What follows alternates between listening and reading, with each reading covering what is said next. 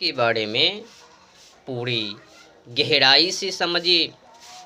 ब्रह्मचर्य नियमों का पालन करने में अपनी पत्नी से दूर होने की, त्यागने की कोई ज़रूरत नहीं है।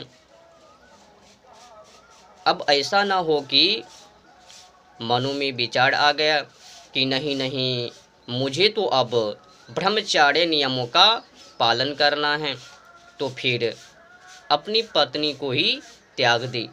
अभी अभी शादी को की और पत्नी को त्याग दी पालन करने में। ऐसा आपको नहीं करनी है। इसमें तो ब्रह्मचर्य दिखता ही नहीं है। भाई, क्या यही ब्रह्मचर्य है? क्या इन्हीं का संबंध है ब्रह्मचर्य से? नहीं, ब्रह्मचर्य का मतलब ये नहीं पत्नी को त्यागना। अब मैं आपको ऐसा भी नहीं कहता हूँ कि नहीं नहीं, आपको शादी करनी चाहिए। मेरे कहने का मतलब शादी नहीं है। शादी करो ना करो, उनसे कोई लेना देना नहीं है।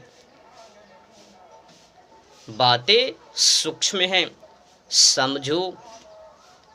इसलिए मैं कहता हूँ कि अगर आपने अपनी पत्नी को त्याग भी दी, लेकिन आपकी मनो में जो वासना है उनको कैसे त्यागोगे? हाँ,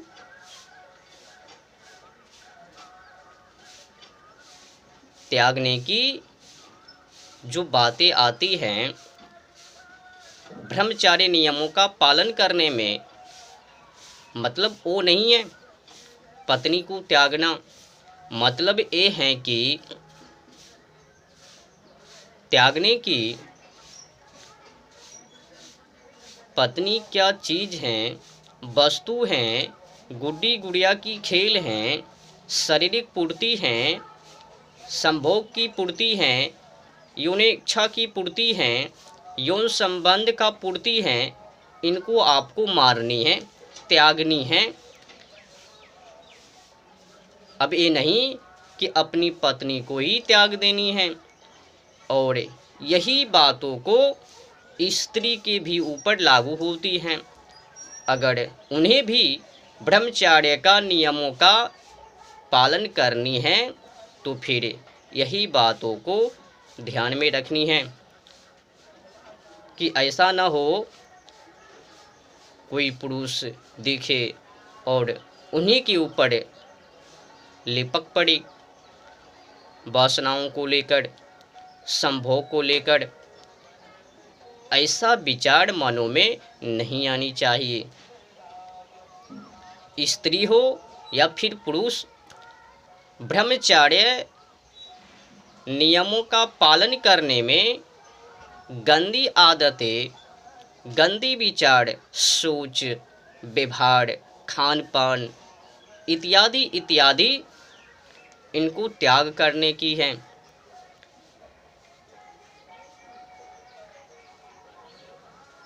अपनी सोच विचारों में पवित्रता लानी है, अपनी चरित्र को पवित्र करनी है। संबंध सिर्फ केवल तो केवल ब्रह्म से होनी चाहिए।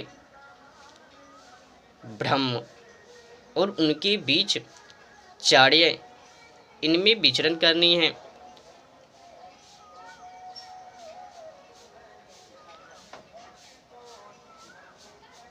तो इसमें अपनी पत्नी को या फिर पत्नी अपनी पति को त्यागने की तो कोई ज़रूरत नहीं है।